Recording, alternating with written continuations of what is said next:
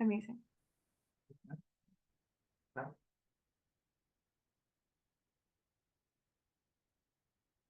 So, then we're talking about VP and DE. First, we'll see what VP is.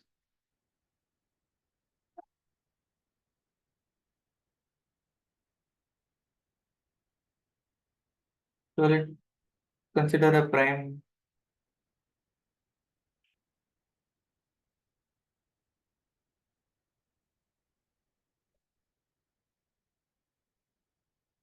P and some natural number N.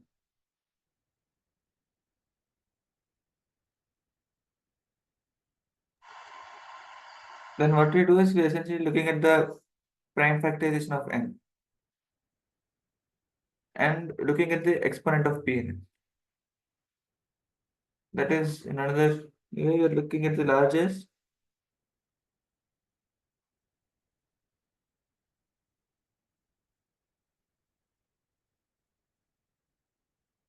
case is that p-adic, that's it.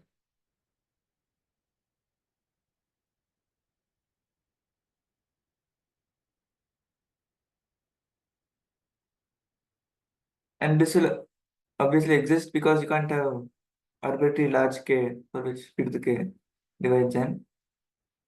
And what this number will be called VP.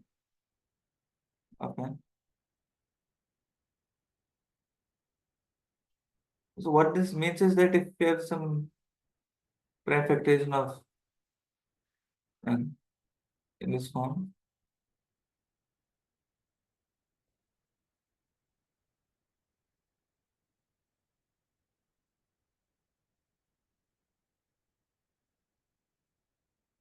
then for the primes P1, P2, Pk, this Vp is going to be this exponent on the top. Because for example, P1 to the A1 divides N, but P1 to the A1 plus 1 won't divide. And for primes not involved with this, they're all going to be 0 because these numbers don't even divide. So this is the idea of VP. But now we'll see why this is important. So the main use of this is to, for example, check divisibility conditions or something like that. Because it's much easier to see, look at like separate primes. So if you want to show something like some number A divides B, it's sufficient to show that if your base that must be. So this is the main idea of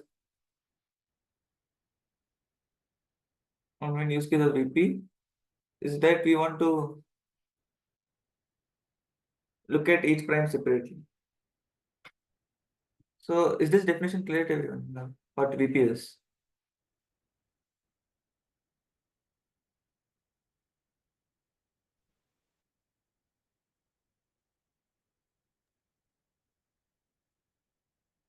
It's clear. So is like VP a function basically? Right, basically a function. Yeah. You can consider it, for now it's only defined for natural numbers. So it's currently a function from, I'll say VP is something from naturals to naturals union 0. For now, but we later will change this a bit now.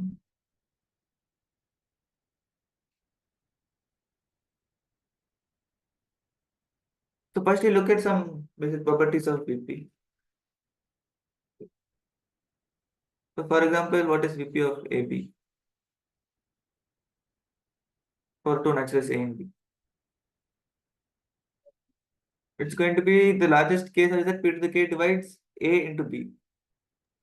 VPA plus VPB. Yeah, right.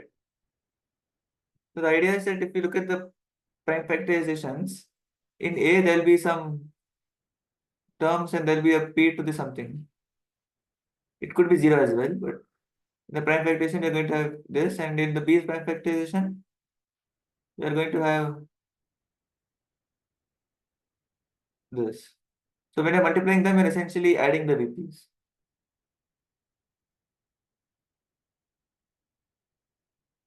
So VP of AB is just VP of A plus VP of B.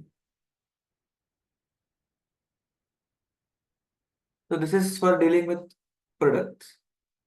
And the other thing we'd want to deal with is summation. So let's say we want to find out VP of A plus B.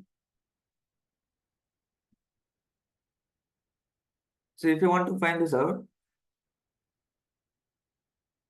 what we want is the largest k such that p to the k divides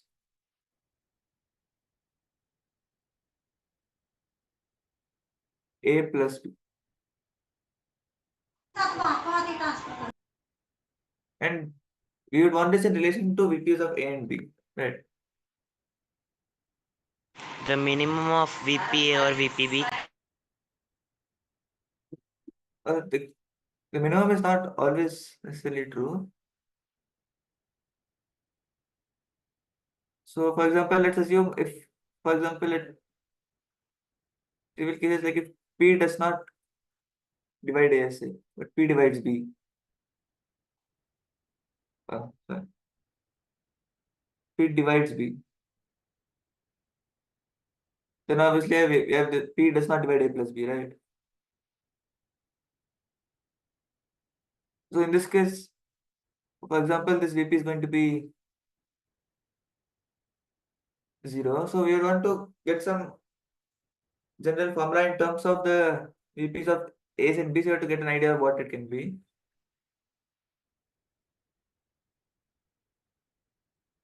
So firstly, if P to the K divides A and P to the K divides B, implies P to the K divides A plus B. Right. So what this means is that VP of AB is at least min of VP of A and VP of B. Because if we take the minimum of these two and we call this number K, then we have P to the K divides A and P to the K divides B. So P to the K will divide A plus B as well. So VP of A plus B should be at least. So this is clear, right, everyone?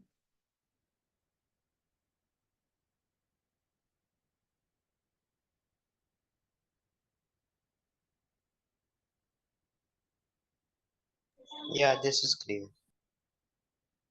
Okay. And the other important thing is that we'll like in case these VPs are not equal, we can actually prove this as equal. So there essentially the idea is that if P to the K plus 1 does not divide A, but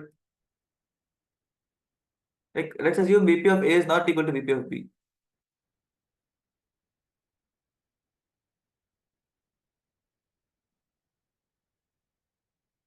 Let's just assume that VP of A is less than VP of B and this is equal to K. When P to the K plus 1 divides, does does not divide A, but P to the K plus 1 divides B. So this implies that P to the K plus 1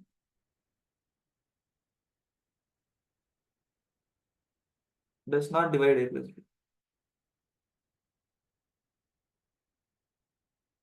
That is, the VP can't be more than at least K plus 1. Here I have a doubt in the first thing. What if, like, for example, we have a is equals to some 2 into 3 square, let's say, and b is also some 3 square. So won't the VP of a plus b will be 3 rather than 2? Yeah, that's why it's at least. That's why it's at least. Oh, okay, at least. Okay. Could you explain Yeah, the so second thing here, the last thing about? yeah. So we'll first look at the case when the VPs are not equal. The reason is that we don't want the case like what he just mentioned. Like if we have this case he just mentioned, 2 into 3 square and 3 square. But the prime is 3. Then the sum is having a higher VP. So we don't want such a case, so we are making this happen. Assuming they are not equal.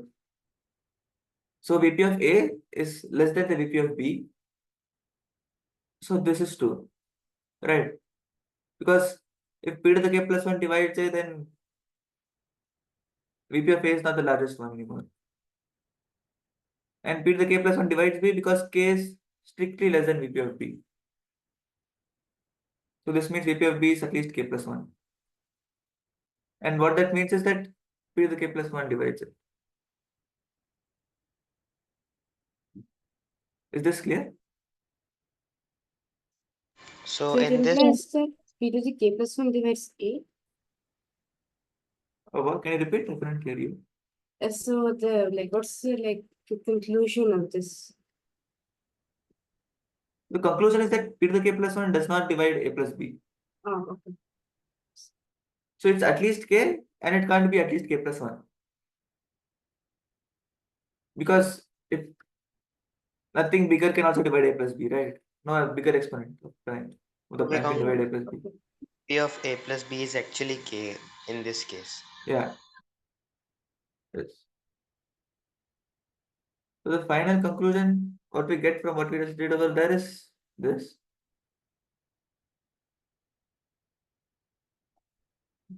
VP of A plus B is at least min of VP of A, comma VP of B.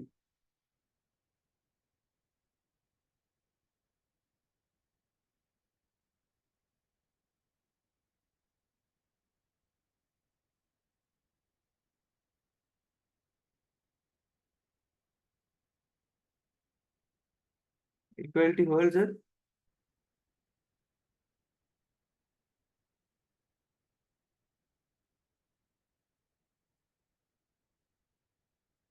Not equal to 0. We did the case when the VP of A is lesser, but the other case can be done similarly.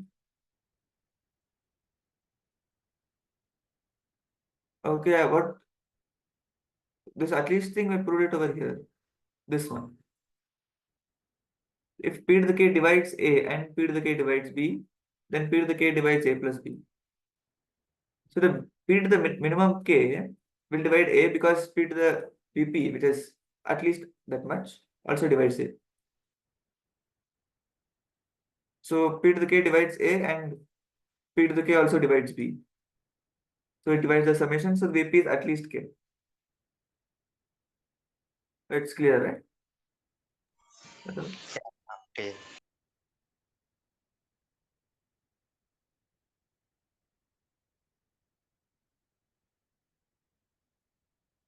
So this is the conclusion about the summation and about the product. What we have is that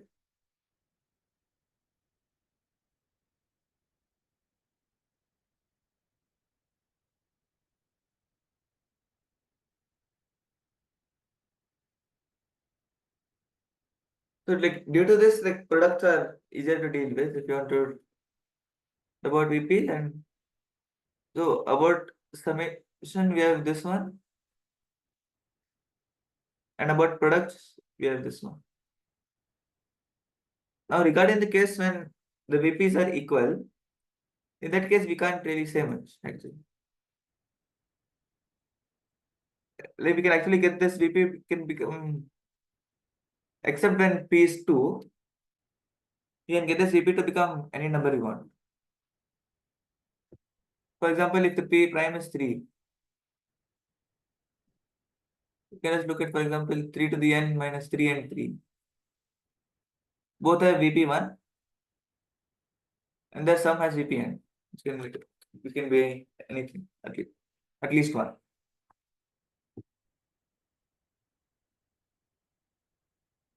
So if VP of A is equal to VP of B, then we can't really say anything about much about the summation. Except when the prime is 2, in which case we can actually say that equality cannot hold. Can you see why that's true? Can someone tell why that's true? Parity. Yeah, so like, what about the parity?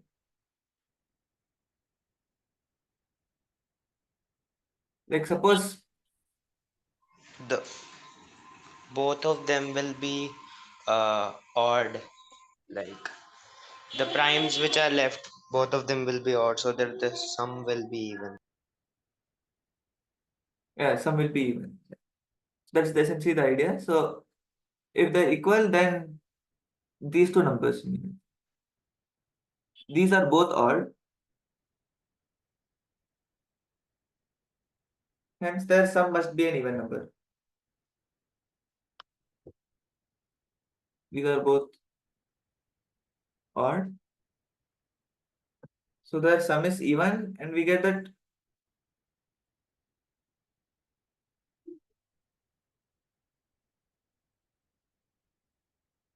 a plus b by 2 to the k is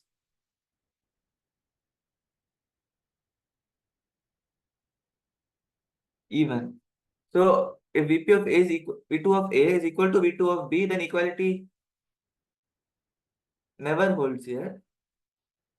But in other cases, as for example, in this case, if we take n equal to 1, then equality might hold. Actually, n equal to 1 won't make much sense here. Let's just take 2 times to make this number a positive number. So equality can hold if, like, if p is odd, then this number can be anything. We can't say anything about this apart from this, at least the common VP. But if it's even, then we can say it's strictly greater.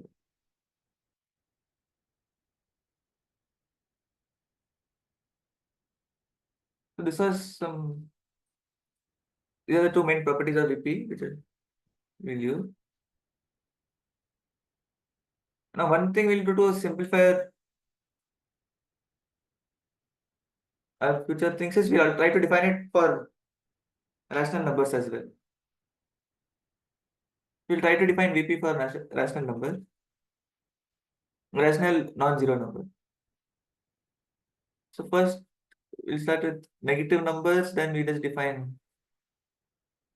If a negative number is the same definition just works, and you just get the sign doesn't really matter.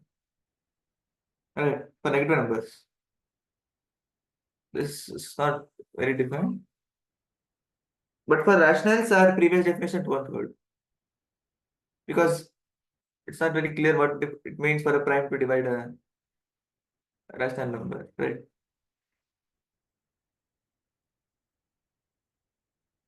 So we want to define some value to this number. Then what value must this number be? A and B are integers.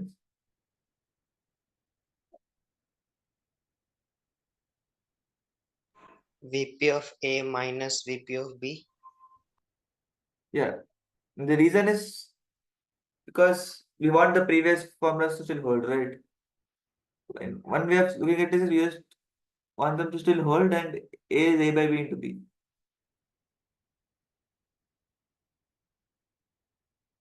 Right. So we just apply VP on this and we use the previous formula and we get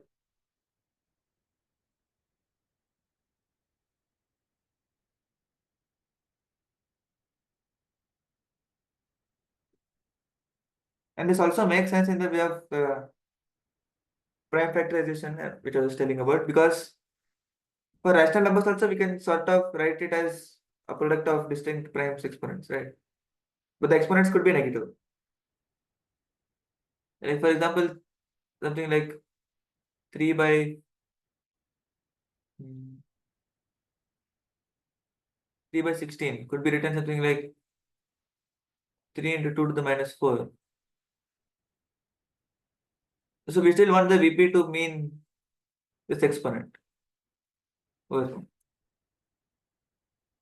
And that's what this definition is doing. Because like the exponents in the denominator are getting the minus sign and the exponents in the numerator are getting the plus, essentially. Here VP of 2 will be like infinitely plus, no? What? The maximum value of 2 that can divide it. Wait. So for rationals, we don't apply that definition.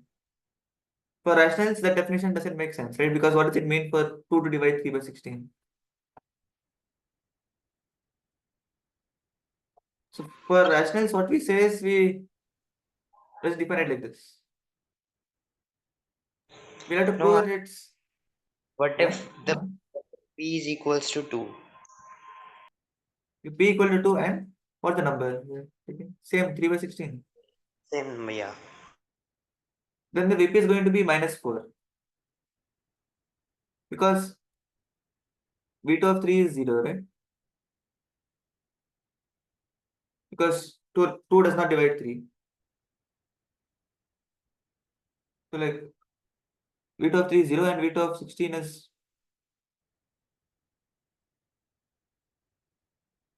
4.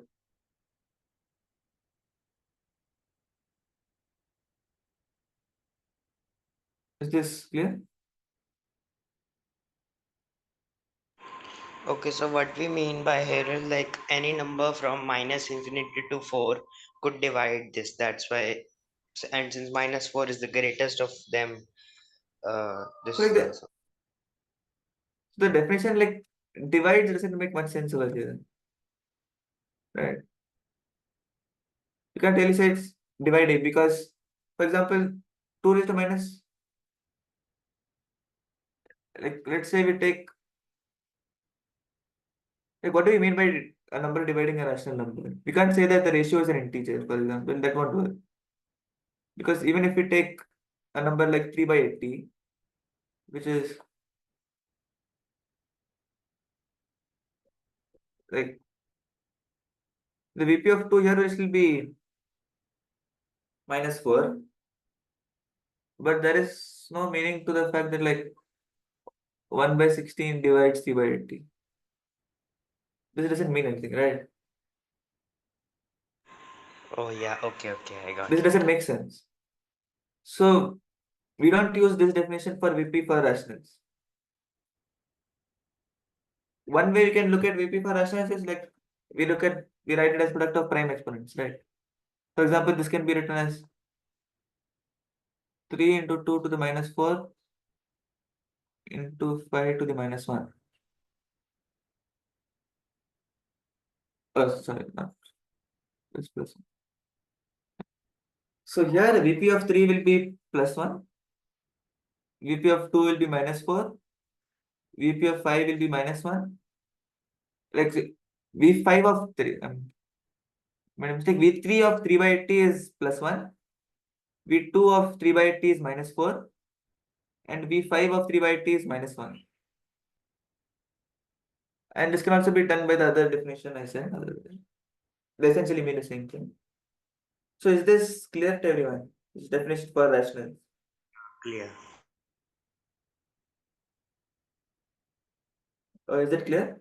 No, rational. Okay, so the definition of VP for rationals is essentially this like the prime factorization exponent. That's what it means. So like this is the sort of prime factorization for this rational number, right? Yes. So if you want to look at the V2, we just look at the exponent of 2 here, minus 4. This does not match with the previous definition, but that definition is not applicable here. We're just like defining it in this format. Like modular arithmetic is not like applicable for like rational numbers, like fractions. So this is like a new definition. So like this is like dividing doesn't make sense. Yeah. This is wrong, right? This is wrong. This makes no sense. Yes. But VP where is defining as this exponent. Okay. You're defining it as So we like don't in VP terms. like we're just having VP. We're not saying this means anything as division. This doesn't relate to division. Oh, okay.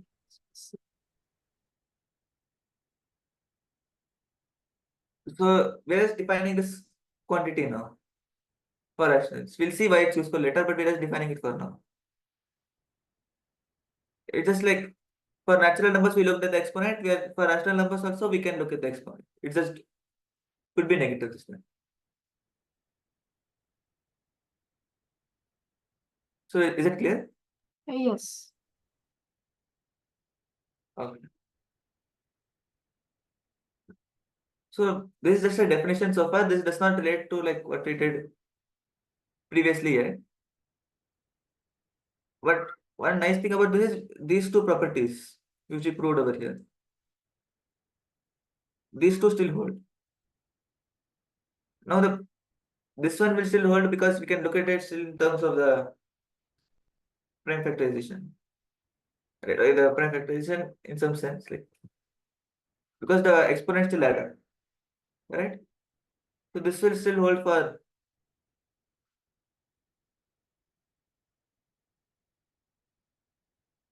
rationals. Is this fine? Yeah. Because this proof we didn't really use much about divisibility. We just used about the fact that we had some exponents of the primes in the prime factorization and we are adding them. Here we did use divisibility in some sense, but even this thing we can show it still holds for rationals.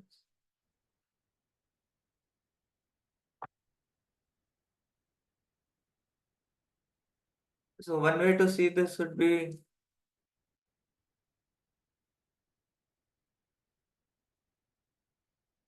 um,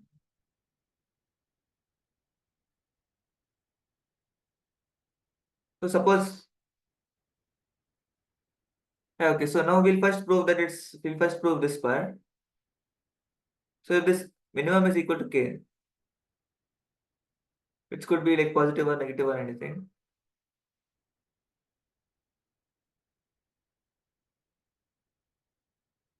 then a is going to have some term like p to the k plus something, right?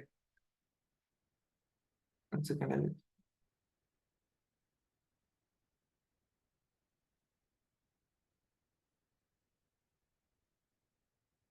okay, let's prove this by assuming a and b are rational. So we'll just take let's say something like a by b plus c by d.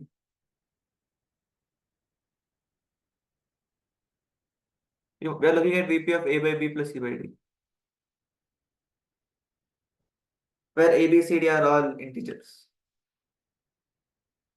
And assume that these VPs are not equal. So VP of a minus VP of b is not equal to VP of c minus VP of d.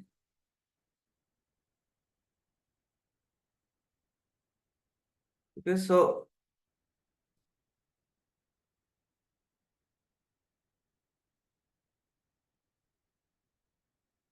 this is going to be VP of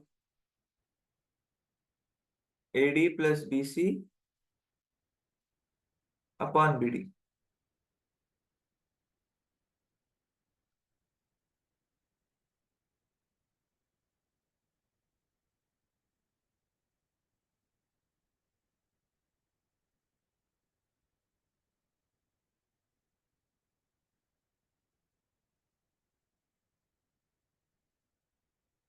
So is this fine for everyone? Can we further break it down? Like, I cannot hear you. Can we Can we further further? break this down? Yeah. Like this one. Yeah, we can do more. Like, but like till this part it's clear, right? How we like this was about rationals, but now we have got it into integers. Yeah, it's clear. Yeah. So now you want to look at VP of AD plus BC. Now let's just assume for now that this is like first I'll prove the inequality. So VP of AD plus BC is going to be at least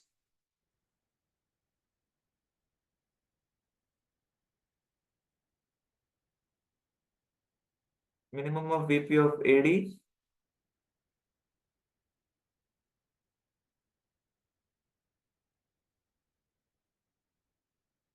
BC.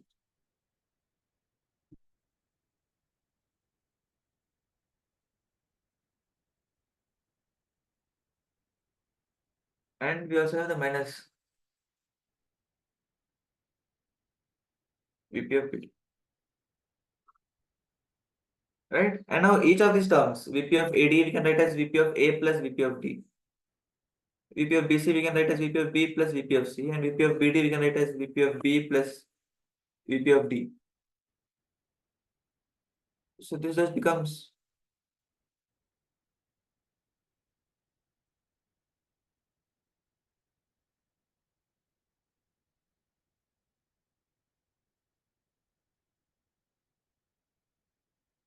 uh,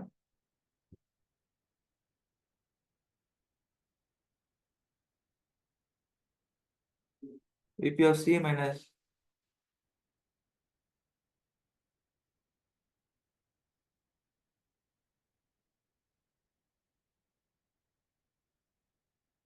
Is this fine for everyone? But why minus? Shouldn't it be plus? Or like we have a minus over here.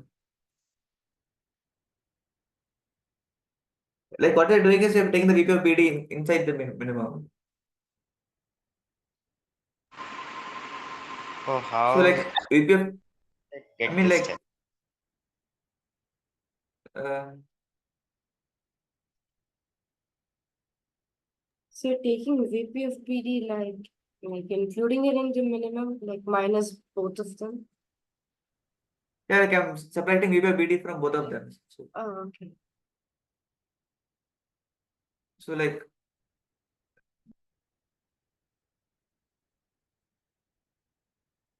I had an expression like this, right?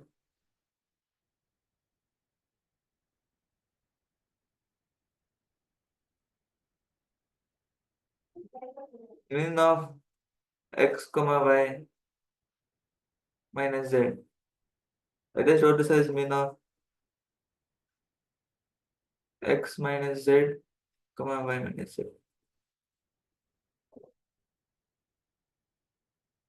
Okay, okay, got it. So like I took the minimum inside and I got VP of A minus VP of B and VP of C minus VP of D. By cancelling like yeah, VP of D, VP of D cancelled over here. VP of B, VP of B cancelled over here. This is a C. And this is what actually we proved for naturals. Yeah. So what we this is just so this is what we proved for naturals, but we have proved it for rationals as well.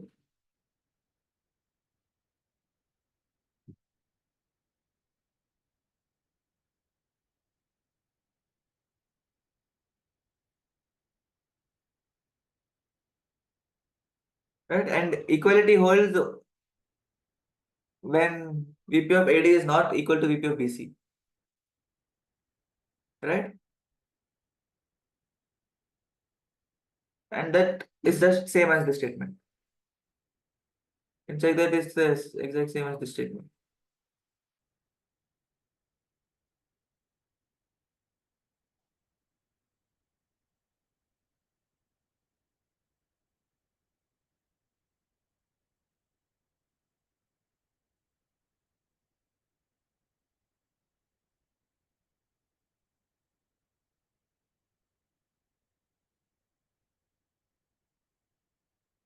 So what we have done is we have shown this statement over here.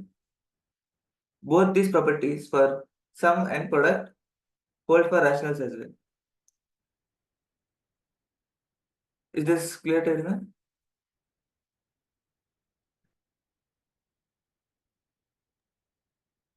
I have a question.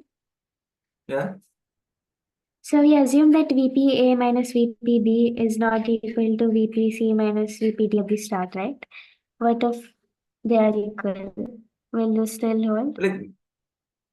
Like we use that only for like the equality case. Like this, the inequality will hold in general, right? Because VP of AD plus BC is always at least the minimum of VP of AD and VP of BC. Okay, got it. This one we assumed for equality to hold. When this conditions hold, we'll actually have equality. As we have for the natural numbers case or the integers case. Okay. So like this is like, so it makes sense to extend this VP to rationals as well. Because then we have this nice property, so if we can extend it to rationals as well, instead of just focusing on integers. It is fine. Yeah. Yeah. So we'll look at an example of why VP is useful and how VP can be used.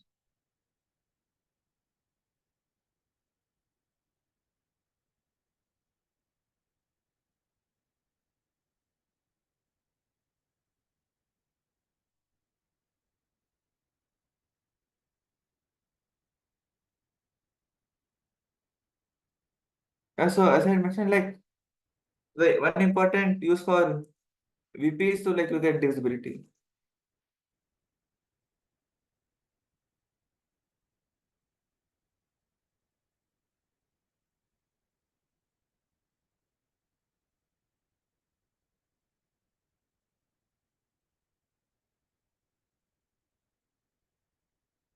Okay, so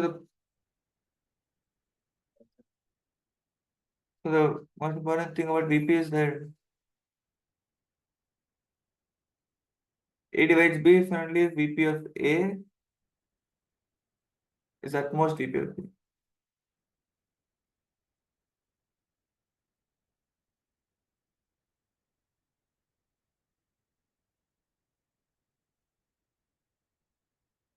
For all primes B. And like if VP of A is always equal to VP of B, then that means A divides B and B divides A. It just means A is plus or minus B. So VP is like VP is almost entirely determine the number up to the sign.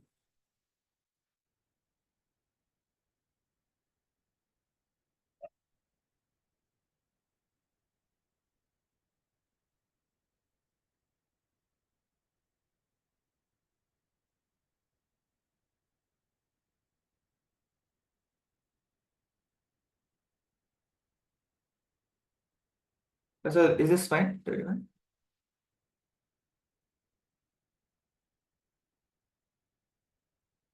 Are these two properties fine for everyone? No, for the first property, like what if like A is 3 squared and B is like 3 cubed and say B 3 is the prime, then how does A divide B? Oh wait, sorry. Uh, I made a mistake. I made a I mean, it mistake. does. Like the reason for this is like one need to see is like in the prime factorization, all the exponents should be smaller, right? Like in the divisor, all the prime exponents should be at most of the number you're dividing. Yes, got it. Or one more way is like if all VPs are non-negative, then the number is going to be an integer. Because all the exponents of the primes are all non-negative. And A divides B if and only if B by A is an integer.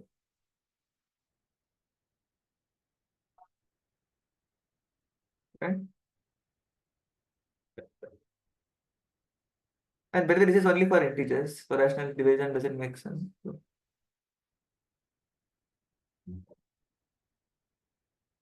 this is for integers.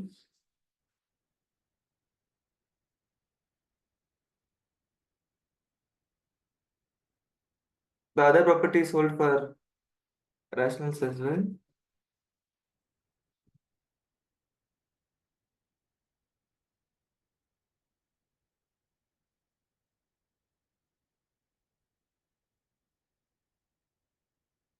Is this fine? So if we have something like some expression as an integer, we can rephrase it to saying all VPs are non-negative. Because VPs being non-negative means the exponent of the prime is a non-negative number.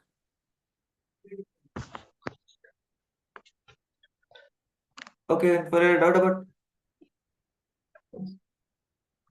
about 9 and 18, like it says for all P, right? So VP of 9 is V3 of 9 is V3 of 18, but like if you look at V2s, V2 of 9 is going to be 0, and V2 of 18 is going to be 1, right?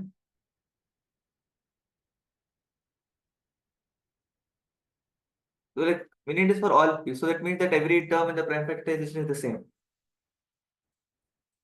And if every term in the prime factorization is same, then they're going to be the same number. So these three properties are fine, right, about VP? Or are there any in the number? And is it clear, also clear like why these three properties are true? Yes, it's clear. Clear. Okay, so let's look at an example. So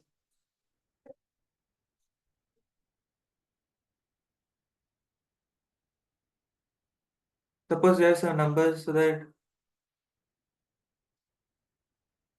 A divides B square divides A cube divides 1. So like we have an alternating of powers of B and powers of A. We have A and B are max problems.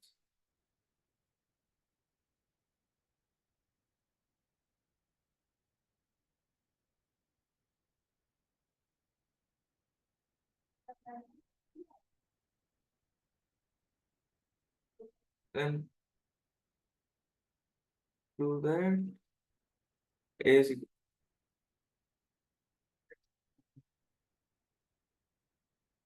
As you can try this for some time and let me know if you have any idea. And also this is for non-zero integers only. So is this problem statement clear? Yeah, clear. So we have to prove that A is equal to.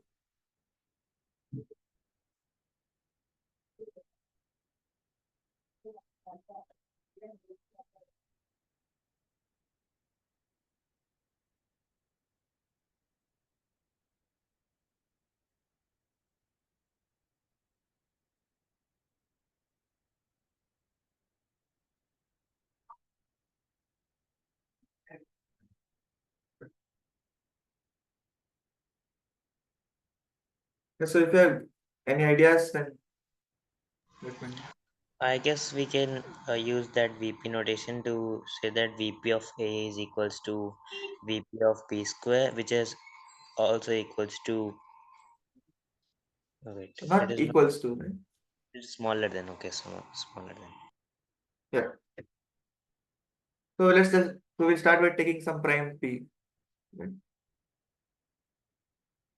Pick prime P. And like for all of these arguments, we need P to be a prime only. Because if these arguments don't make sense without P being a prime.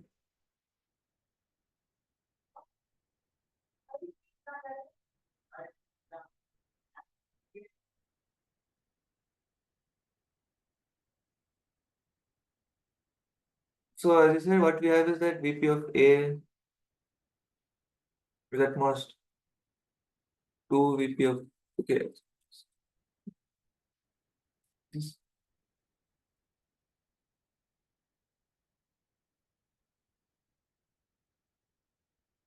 What we first get is VP of A is at most VP of B square is at most VP of A cube and so on. We can actually just bring down the exponent by VP of B into V. So Yeah, we'll get you can do. VP of A is smaller than equal to twice of VP of B, which is smaller than equal to thrice of VP of A. Yes. Right. So this is the first thing we get. And now we can write B square as B into B. A cube as A into A into A and use the property.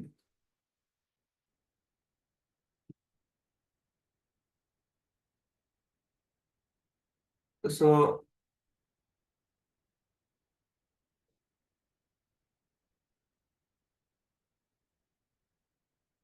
we get VP of A is at most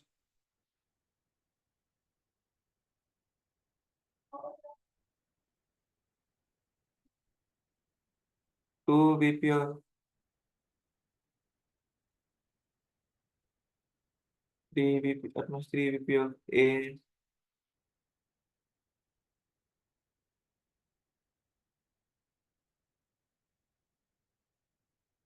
and so on. Right?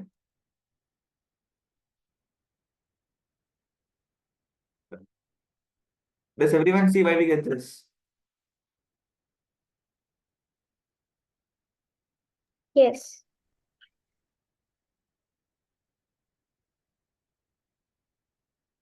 Yeah. Now can you see how we can complete from here? Yeah. I thought of generalizing it like VP of A is smaller than equal to x minus 1 VP of B, where x is always odd, and same with VP of B. But Is it over x the minus 1 or what is it exactly? like, wait, it's 2n. Okay, 2n. We can take it 2n. 2n and 2n Actually, like minus even A has some number in front of it. Yeah. So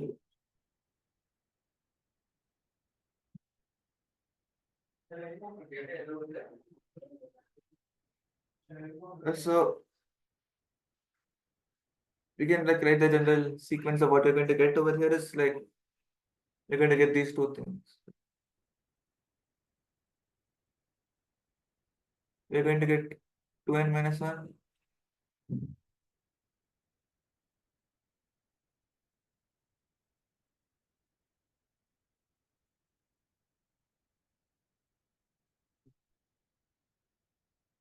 VP of A is at most 2n VP of B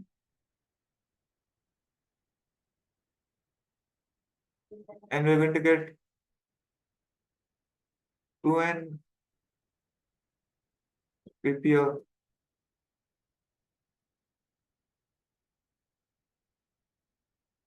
B is at most 2n plus 1 VP of B.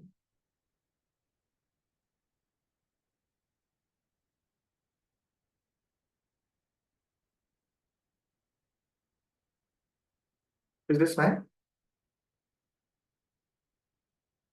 yeah.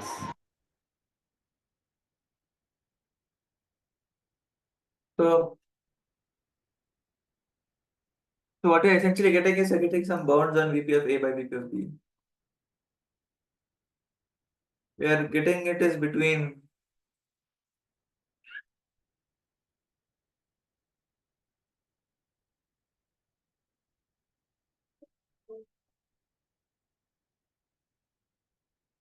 2n by 2n plus 1 and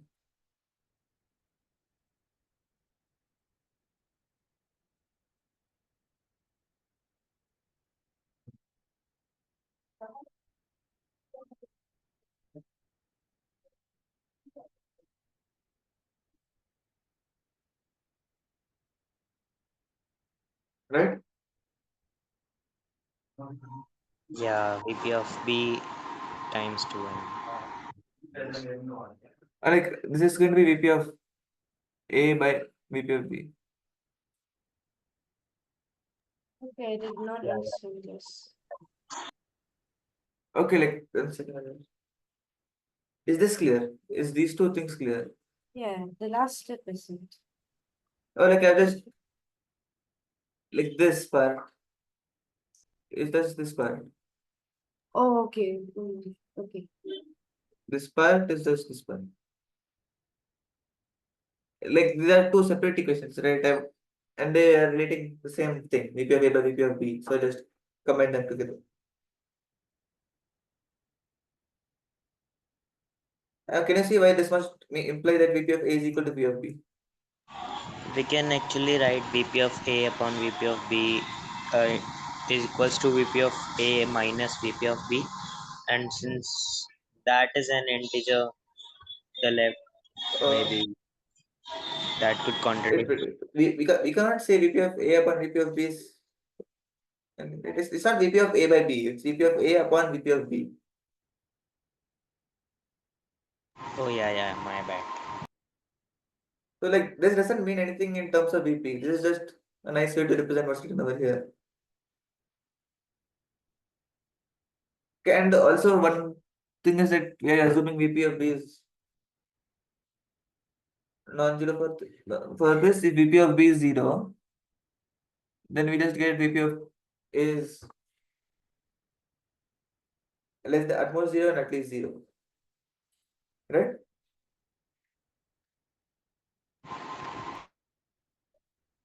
Like if Can you VP of B is 0, so if VP of B is 0, you say we are done because this implies VP of A is a is like not positive.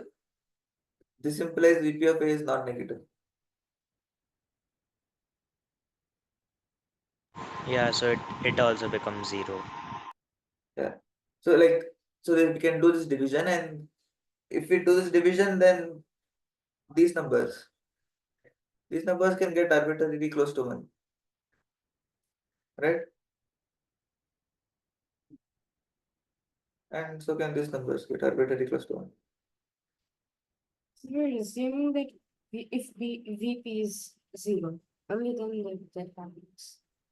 A becomes No, 0. like I'm just saying if VP of B is 0, then we are done. I'm saying that because I'm using this division over here, which won't make sense if VP of B is 0.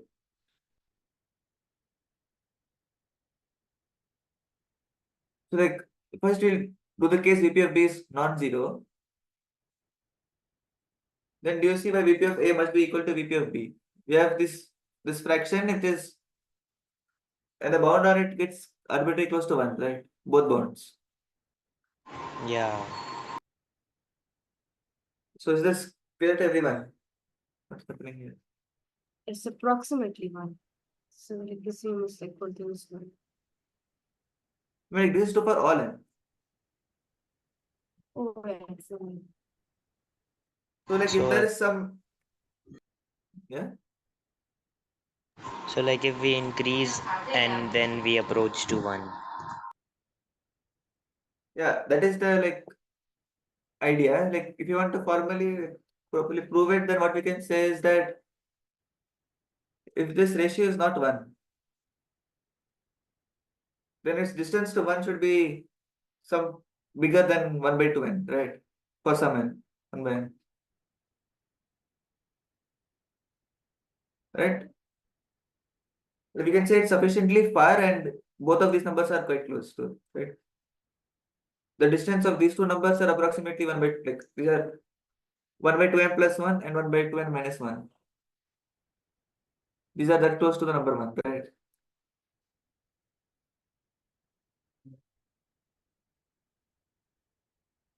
This is 1 minus 1 by 2n plus 1. And this is 1 plus 1 by 2n minus 1.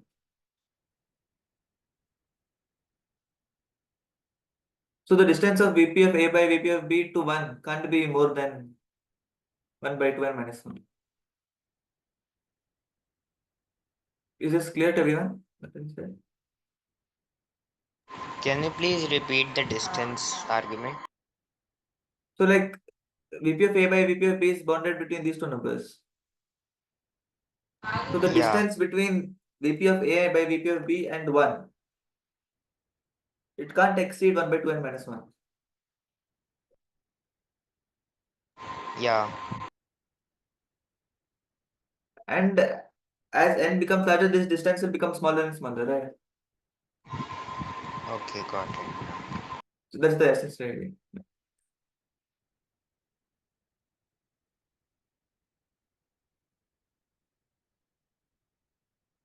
So this implies VP of A is equal to VP of B for all primes. Is that fine? Because it's all, this is true for any prime P. What argument we did, right?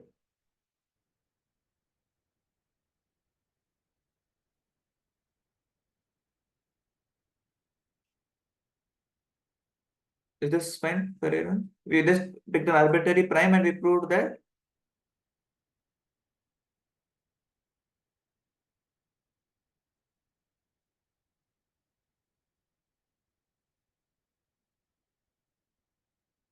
VP of A is equal to VP of B.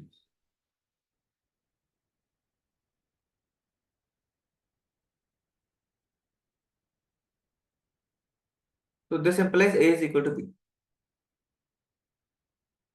Okay, so about the way I got those equations was that those divisibility constraints. Right? The divisibility constraint just translate to this inequality. We have A to the 2n minus 1 divides B to the 2n from here. Like this dot dot dot, like this is goes on forever, right?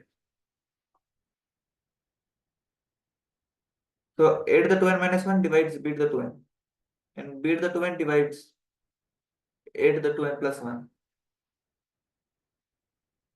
That's what these two equations mean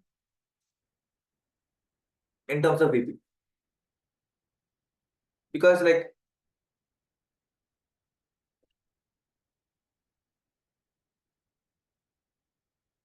if we have something like VP of A to the R, it's going to be equal to R VP of A. Because it's just A multiplied R time, so it becomes A added R time.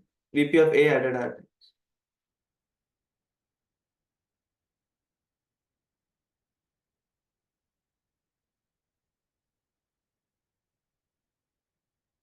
Is this fine? Yeah, Uh,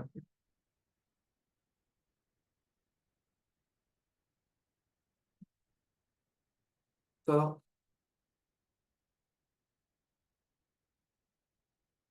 as VP of A is always equal to VP of B and A and B are naturals, we have A equal to B. Because they essentially have the same prime factorization from this result.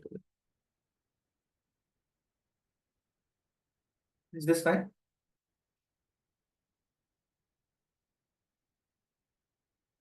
Or is this fine for everyone? Okay. Yeah.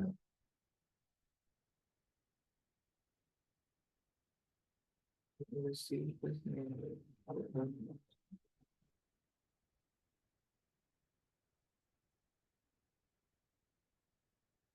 Fine, about the statement that 1 by 16 does not divide 3 by 80, that's just to say that the definition for VP for rationals is not applicable for the, it's not the same as the definition of VP for natural numbers. Like you can't apply the definition of VP for natural numbers to rationals because divisibility doesn't make sense. So that was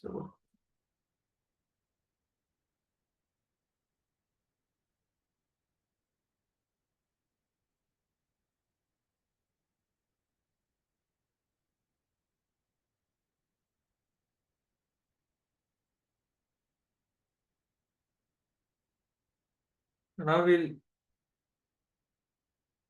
look at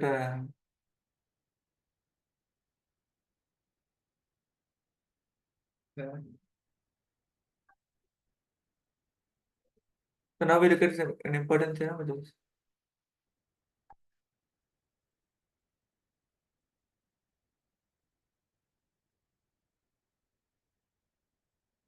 one second. I just try to open the image.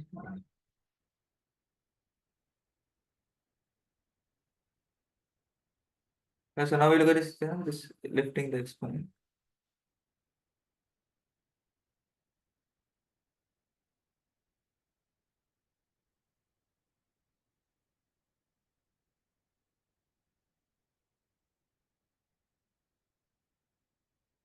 So what we are trying to find out over here is we're trying to look at terms like this. This is what we want to find out. If you have x to the n minus y to.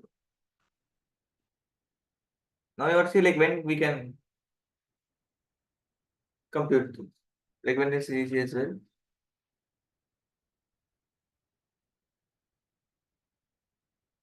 So let's take an example of, let's say, 4 to v3 of 4 to the n minus 1.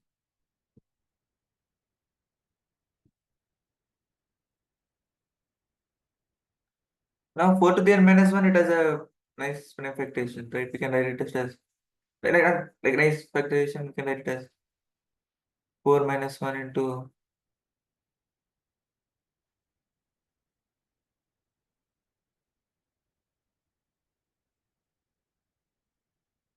right?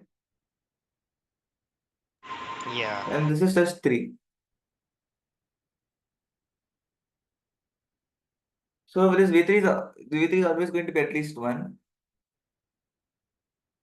Now when is this? So this will, now what will happen if n is not a multiple of 3? Let's look at that. So we want to look at this now. Now modulo 3, we can say 4 is just 1, right? Yeah. So this is just 1 added n times. So if n is not a multiple of 3, this is not congruent to 0 mod 3.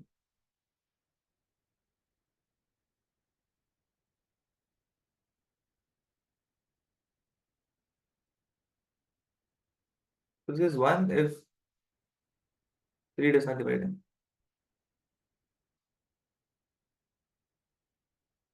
right? Yeah. And now let's suppose 3 divides n, then we can actually write 4 cube minus 1 into 4 to the n by 3 minus 1, n by 3 minus 2, and so on, right? We couldn't get this done. Why would we do that? Okay, so we like, I'll just go through this. So first, the first case is clear, right? We just did a factorization, and if 3 did not divide n, Yes. we just got 1. Yeah, it's clear. Now this won't work for us other cases because we did something like this. 4 to the n minus 1 is 4 minus 1 into 4 to the n minus.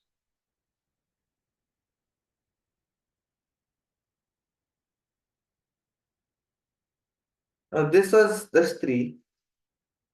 But if n is a multiple of 3, what all we can say is that it is also a multiple of 3.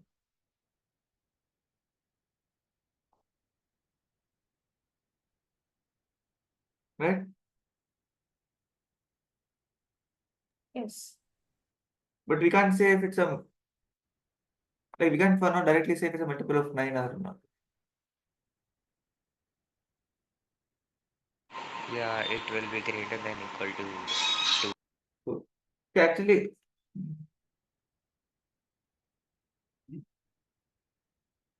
So you're gonna shoot for powers of 3 now, right? Keep dividing by 3. Yeah, so yeah, that's right. So if VP of 3, if like let's say V3 of n is k, then it will be best if we do something like 4 to the n minus 1 is equal to 4 to the 3 to the k minus 1.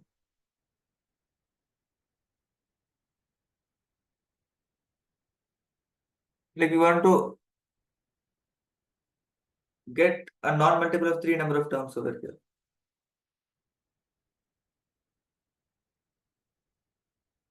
Right? This is n by 3 to the k terms, which is not a multiple of 3. And all of these are common to 1 mod 3. This was something new to me actually. I'd never studied like we could take out the powers of three like common, like 3 raised per k and just divide it. I never learned that thing. Like it is essentially the same thing itself, right? Because I'm just writing it as 4 to the 3 to the k to the n by 3 to the k.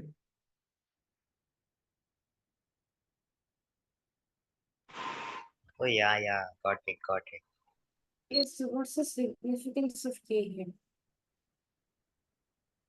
So see the point of like we'll want to take the largest k possible because modulo 3, this number is 1 plus 1 plus 1, right? Yes. Which is n by 3 to the k. And we want this to not be a multiple of 3. And that will be true when k is VP of V3 of n. So we need to just work on the 4 raised per 3 raised per For, k. yeah, yeah, that's the idea. Is this idea fine? Yes. So this is not a multiple of 3, so its VP is V3 is 0. So when we are splitting this as V3 of 4 to the n minus 1 is V3 of 4 to the 3 to the k minus 1 plus V3 of this expression. And that expression is just 0. Right? Yeah.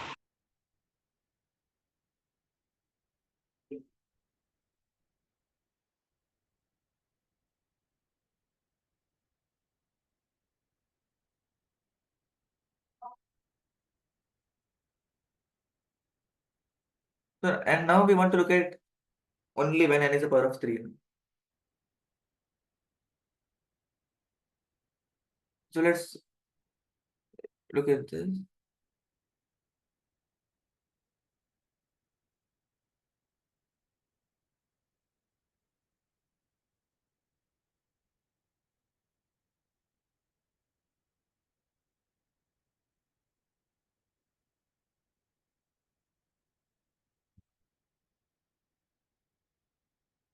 So actually I made a mistake over here. It's not exactly these terms, it's like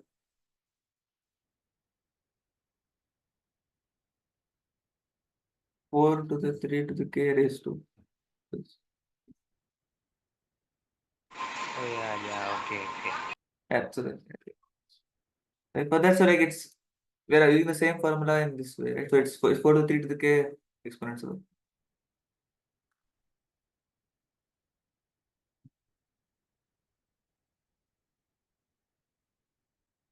Uh, is this fine?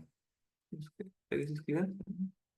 But now the powers are not necessarily not equal to 1 0 mod 3. But like there's Because, still 1 mod 3, right? All of these are still 1 mod 3. okay, okay, okay. It doesn't matter how much power you're using. It's still, it's just,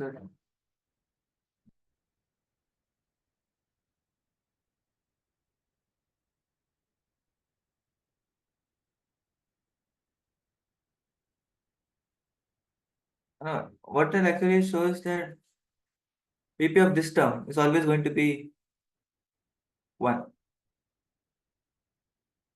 Like it's obviously a multiple of 3, but it's exactly 1.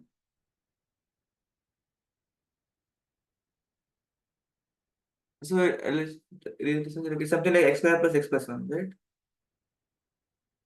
Where x is 1 mod 3.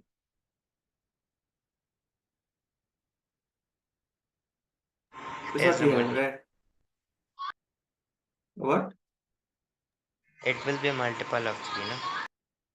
Yeah. But we want to say more. Like we want to find its exact VP, exact V3. We want to find out this.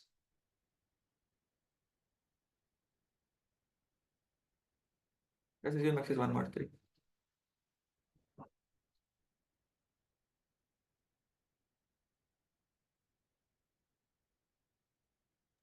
Different problem, right? I mean, like I'm just writing x is equal to 4 to the 3 to the k minus 1. It's 1. Yeah, we'll prove it's 1. So, like, this is how we came from here to here. Like, we just took the 4 to the 3 to the k minus 1 term and wrote that as Oh, x. okay. So, it's x square plus x plus 1. And now, if we put 1 plus 3k and substitute inside, if for this, we'll just do it for the special case of 3 for now, but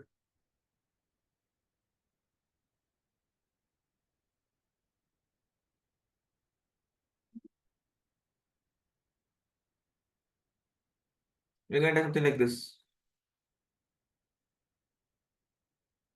And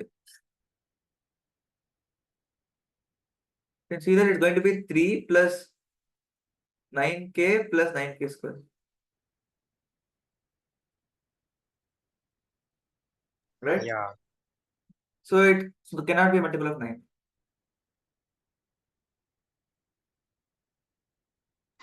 So its highest VP is 3.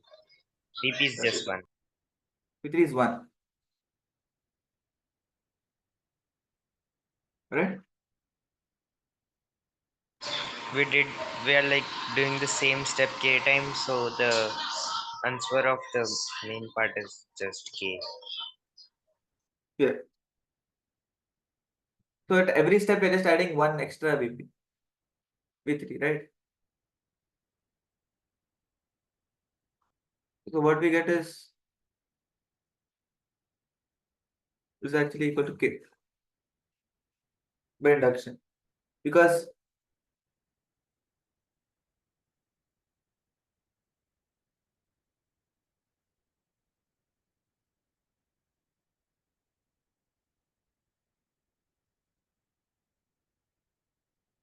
the other term had V3 1,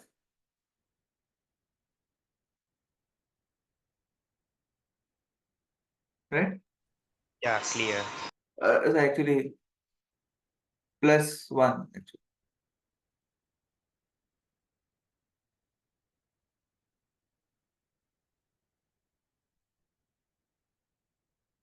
Like how k plus 1?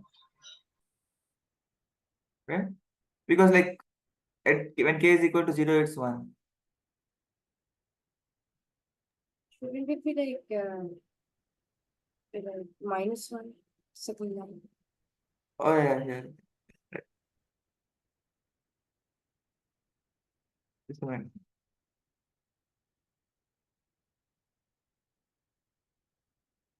So what we is this fine for everyone?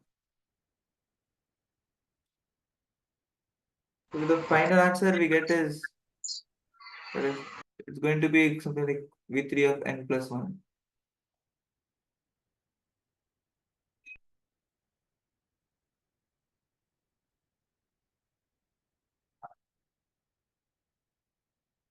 Is this fine? That is fine. Yeah, cool stuff. Yeah, so like what I've done is like the exponent you just like in some sense what done, right? The V3 of the exponent n, which we had already in some sense what it done. But here we have not yet generalized it. Like it's Yeah, yeah, just for one more. Okay. yeah. Yeah, just for this, I just shown for a special case right now. So like actually you can like generalize this argument for in some special case, when some properties hold, which are used a lot. So first let us assume P is an odd prime. P divides x minus y, and P does not divide x comma y.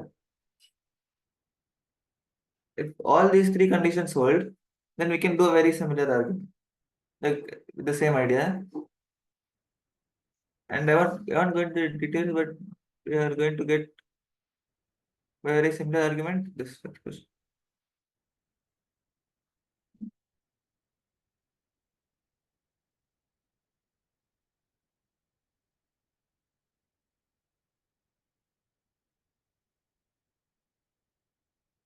And all these three conditions are important. Like this condition, for example, we use a lot that 4 is common to 1 mod 3, right?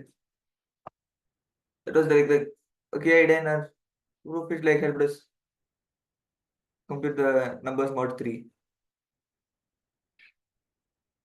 So like that, we like this condition is important, and we need this as well because otherwise, like we're going to have a lot of common prime factors here.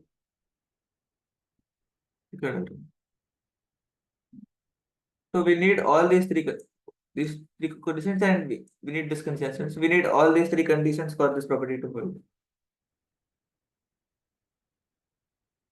And this is the exponent lemma for odd primes. For even prime, there are some. Like we need to do some more case for it to.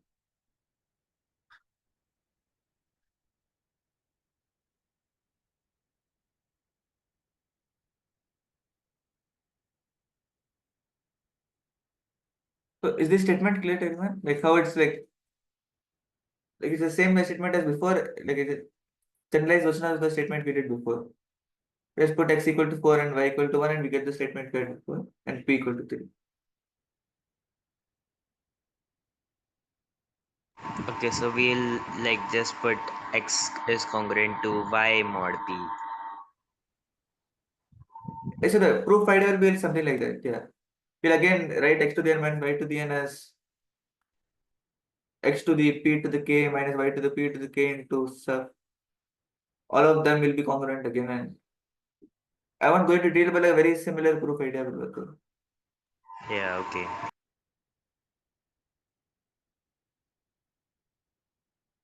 So this is the one for odd case, and this is like the more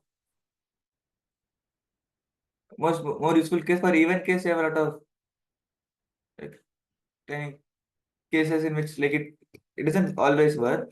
One case when it always works is when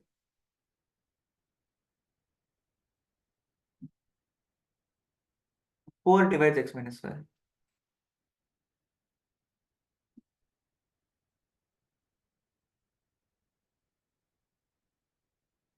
Then it works for p equal to 2.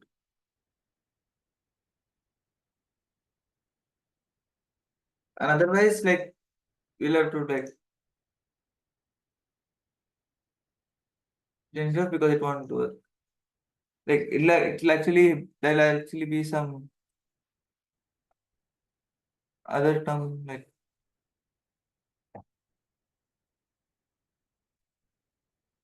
okay, and if n is odd, then also it works for p equal to 2.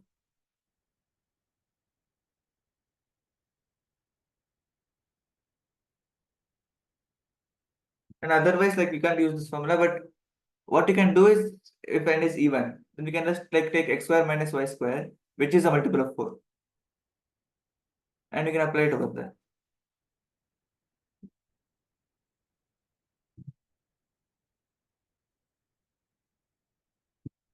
So using this, we can like is the firstly is this clear to everyone?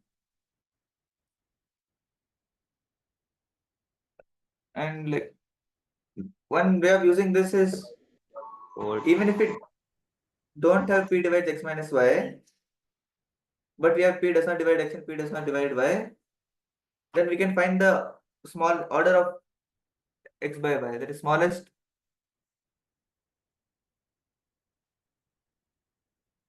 d such that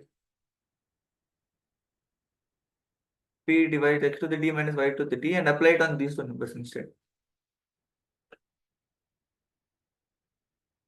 So like this is one, like if we don't have this condition, like this may not always be easy to obtain, then we can instead find find the smallest d such that this holds and then look at x to the d and y to the d. If d does not divide n, then anyways it's not going to be a multiple of p. So this is a way of using LT.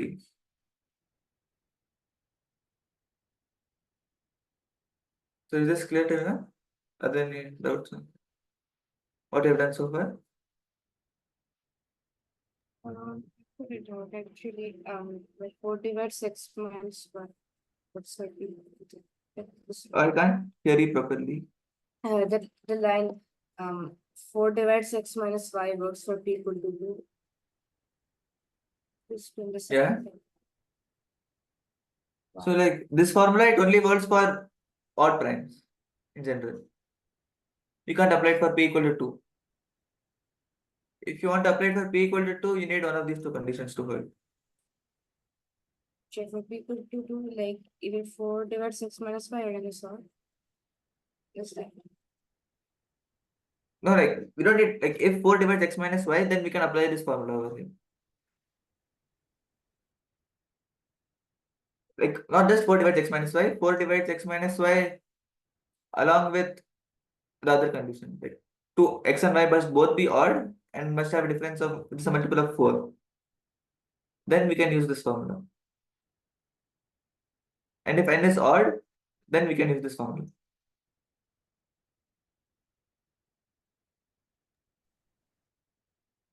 Is this clear?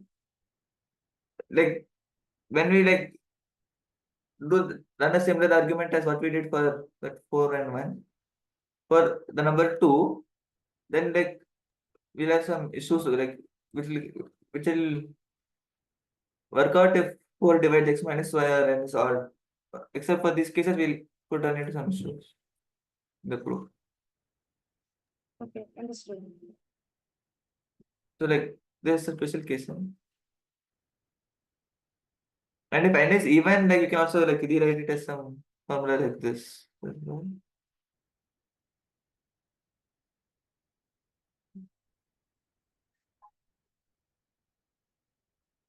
Which is just like we're just using these two, we can get this.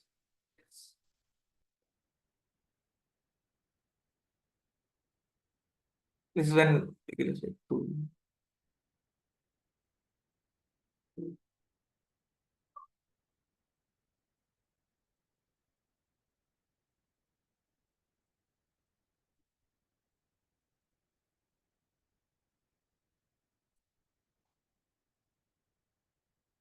This is when n is even.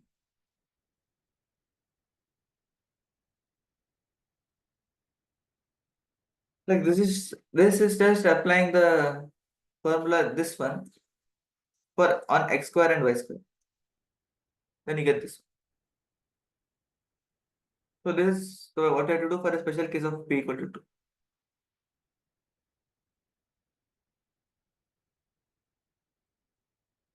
Is this fine for everyone?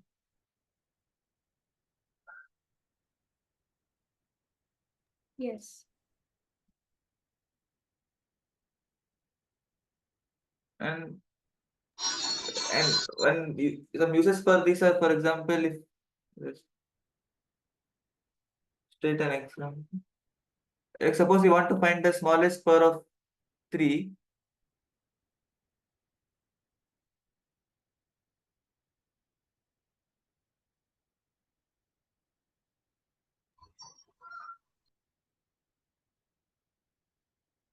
which digits end in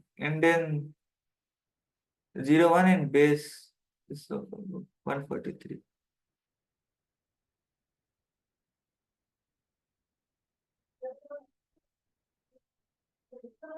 So if 4 does not divide x minus y, then you have to use this formula. If n is odd, it works. If n is not odd, use this. Which is just saying that use x square and y square instead of x and y. Because 4 always must divide x square and y square, x square minus y square if x and y are both odd. Right? Because x square and y square will both be congruent to 1 mod 4. So we can apply it on x square and y square. How do you solve this problem? Okay, so like it is. Like, how do you So solve this this is problem? which problem this one, right? Yeah, like I will just state the problem here, which is just equal to saying we have to find the smallest n so that 3 to the n is congruent to 1 mod 143 square, right? That is mod 11 square and mod 13 square because 143 is 11 times 13. Oh,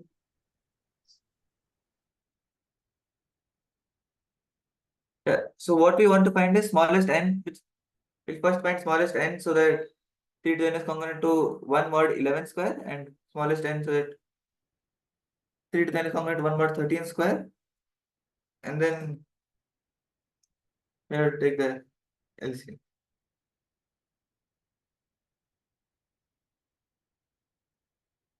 Right, and this can be done as I said, like we can let's go through the rough idea one. So first we'll have to like it has yeah, to end in zero, then, like the whole number is zero. Then, like, how are we taking like as if like guaranteed zero one? in base 10 for example, if a number ends at 0 1, that means it's 1 mod 100. It's not in base. Oh, your voice is not clear. Yeah, but not in base like any other number. It's just powers of 10.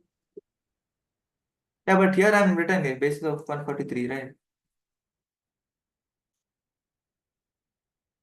So if last two is a 0 and 1, that means if you subtract 1, it last two is a 0 and 0. That means it's a multiple of 143 square, right? Because 143 raised to 0 is the units place, 143 raised to 1 is the second place. All further places are going to be 143 square, 143 cubed, and so on. They're all multiples of 143 square, right? So like in the base 143 representation, you're going to have some digits and then 0 1. All of these digits are going to contribute to a multiple of 143 square. And this digit is just going to contribute 1. Right? Is Okay. this fine? And now this we can do by like finding the order of 3 mod 11. It is like you do the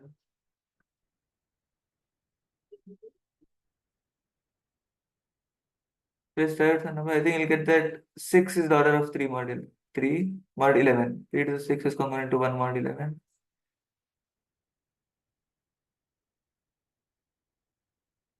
And it's not a multiple, it's not going, actually it's also a multiple of 121 as well. Okay. So for this condition, all we need is 6 divides n. Okay, n is 6 divides n, right? Because order is 6 and 121 divides 3 to 6 minus 1.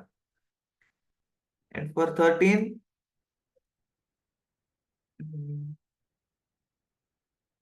actually 1 second, I think I better. It's 5, so not 6. Yeah.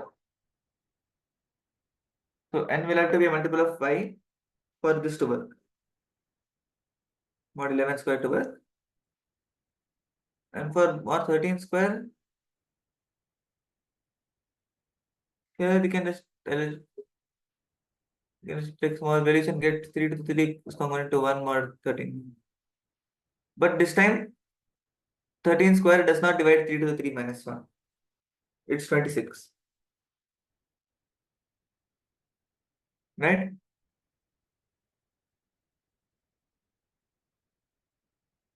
Are these both fine? Why 3 and 5 are the orders?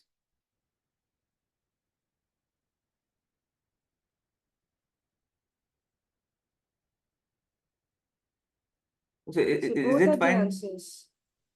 No. Like I'm doing them separately. So for the mod 11 square to work, we'll need 5 divides in. Right? Yes. Yeah. And now for the mod 13 work, 3. Yes. not just 3, because 13 square does not divide 3 to 3 minus 1. We will need 3 divides in, but that's not enough. Like if V13 of 3 to the n minus 1 is going to be at least 2, then firstly 3 must divide n. So I'll write this as V13 of 27 raised to n by 3 minus 1 raised to n by 3. Is this fine? Is this fine to you? Okay, same trick as before. Right? What? Same trick as before, like getting n by 3. Yeah. Not exactly like here the reason for this doing this is because we want to apply this theorem, and for applying this theorem we have this condition p divides x minus 1. But 13 does not divide 2. So we get the smallest, we get 3 divides and then we apply on 27 and 1 instead. Because we want to compute this V3, V13. First we want to compute V13, we apply it on 27 and 1. And we get that it's V13 of 27 minus 1 plus V13 of n by 3. Is this fine?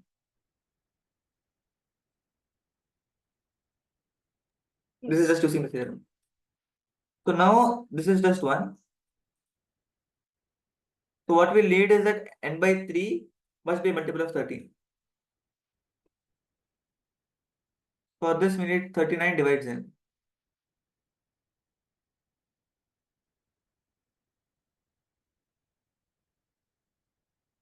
Is this fine? For the second constraint we need 39 divides n. For the first constraint we need 5 divides n.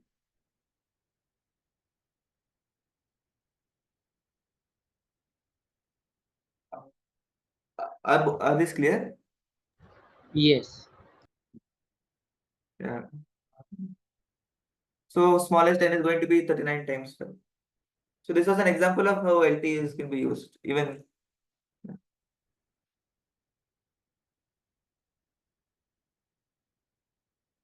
are there any doubts so far? I think I've exceeded the time of this. So I will stop here. Are there any other doubt? So the answer is 195. Yeah, it is going to be 39 times 5, which is 195. Yeah, that's going to be the smallest now.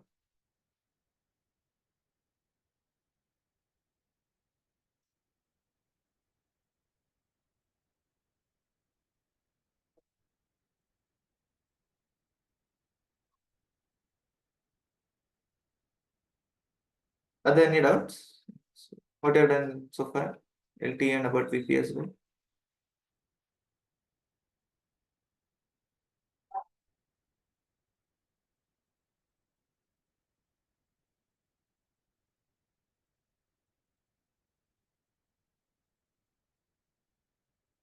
So are there any doubts or is it all? So, Yeah, it's clear, right? We can't hear you. Why is it not clear? Yeah, it's clear. Yeah, okay. So I guess we'll and